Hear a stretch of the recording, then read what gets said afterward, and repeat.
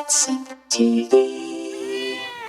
Hey everybody, CatSynth TV, and we are at Carnegie Hall in New York City to visit the Carnegie Hall Archives. I'm Kathryn Gronsbell. I'm the Digital Collections Manager in Carnegie Hall's Archives, and we're in the archive storage room today. And I think that one of my favorite things about being here and being one of the stewards of this incredible collection is that since the hall opened in 1891, there have been countless types of art and music and performance that has come across all of the different stages within Carnegie Hall.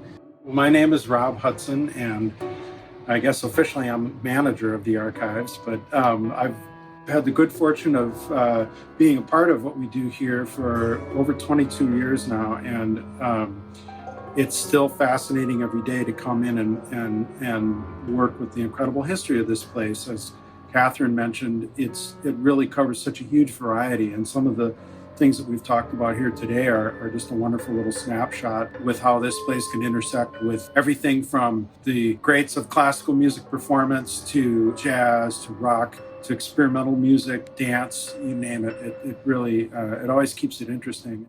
So this is what the programs looked like in 1928. So they went through a bunch of different cover designs at that period, and some of them were pretty elaborate and very pretty. That's another nice thing about our digital collections, is you can sort of enjoy the different sort of graphic looks of the programs. Robinson's Carnegie Hall Pharmacy. This was a period when in 1925, Andrew Carnegie's widow, he died in 1919, and the ownership of the hall was still basically controlled by her. So she sold the hall in 1925, and it was a real estate guy named Robert Seaman, but she got him to promise to keep Carnegie Hall open for at least 5 years or until another suitable venue could be built. He wanted to keep it open, but one of the things that he did to help facilitate that was they carved out some storefronts at the street level. And so there was a pharmacy on the corner, which was a pharmacy, and then later it was a lunch counter. We had a shoe store in the building, I think a Chinese restaurant. There was all sorts of crazy stuff here.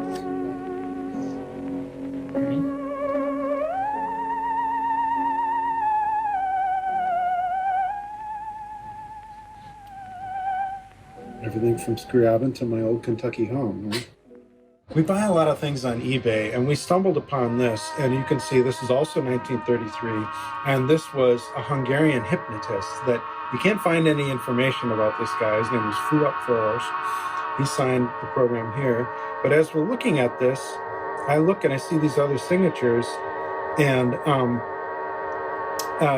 there's this one here, I'm blanking on his name, Earl Carroll, who was a theater producer who would produce, his shows are always called The Vanities. And the star of his show in 1933, which I later found, was this guy right here.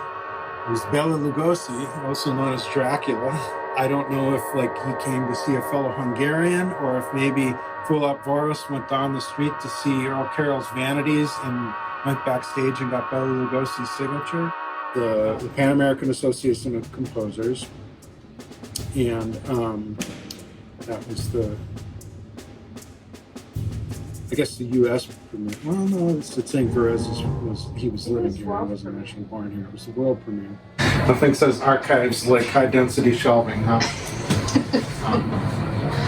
This series was one of the first subscription series that Carnegie Hall ever produced as a under its own auspices. After the building was purchased in 1960, the nonprofit Carnegie Hall Corporation, this is one of the first. So before almost anything else that we did, we were presenting music like this. And so, of course, Gunther Schuller, kind of curated the concerts, organized the music. And so you saw a lot of really fascinating new music, a lot of premieres.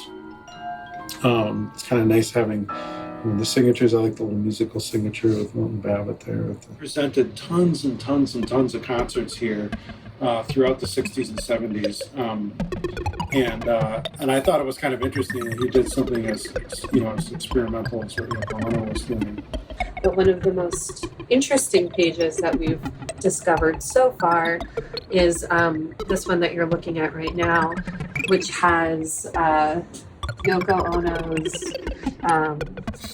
new compositions in the recital hall on March 21st, 1965. You see some things written in pencil, some things in ink, and they give you this record of, you can see in the evening here where it says resale and crossed out. And I believe what happened here is that this performance, so a performer or an artist manager would say, okay, I want to reserve the hall for this particular date, but then maybe a schedule would shift, or for some reason they had to drop the date. They had the option of trying to resell it. So basically they had already paid a deposit, and if the hall could rebook it, they would get their deposit back. Speaking of Thelonious Monk, we discovered there was a concert that he did at Carnegie Hall on, I think it was Easter Sunday it was originally supposed to be Easter Sunday in 1964. And the story that was out there all along, this had appeared in Downbeat magazine, was that Carnegie Hall bumped Thelonious Monk out of the hall in favor of a concert by Duke Ellington. And so I read this there's a great new biography of Monk you might have seen from, 7 or 8 years ago, by Robin Kelly. And I read that and I thought, well, that doesn't sound right to me, because Carnegie Hall was renting the hall. Like, why would we bump one artist in favor of another? We'd been paid, no reason to do that. And so I started looking at the booking ledgers and realized that what happened was, because we could see the date had been crossed out and the date was resold, that no, Carnegie Hall hadn't bumped him. And in talking with the biographer, we pieced it together that he felt that Monk had been rehearsing for this because it was with a bigger ensemble, and they weren't ready. They weren't going to be ready for the concert. And so his manager, Jules Colomby, said, I want to resell the date. But then Robin Kelly thought that it might have even been Jules Colomby that planted the story in Downbeat about Carnegie Hall bumping Monk in favor of Duke Ellington to kind of cover their hind ends. But we could piece together through this and when the hall was resold and everything, to learn that no, they had given up the date before Ellington even came into the picture, and then rented it instead to do his concert. We do have some materials on this series that was called Jazz: The Personal Dimension, which again they came up with some interesting programming then, and they had this whole series. And so, as you can see, it was in association with the Institute of Jazz Studies at Rutgers. So again, kind of a curatorial collaboration, but some really amazing musicians that were part of this. Teddy Wilson Trio with Ruby Braff, so very traditional straight ahead, but then Archie Schepp, who was of course very cutting edge.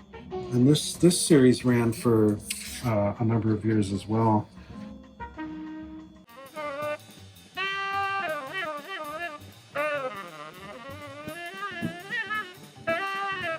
Music for young ensembles.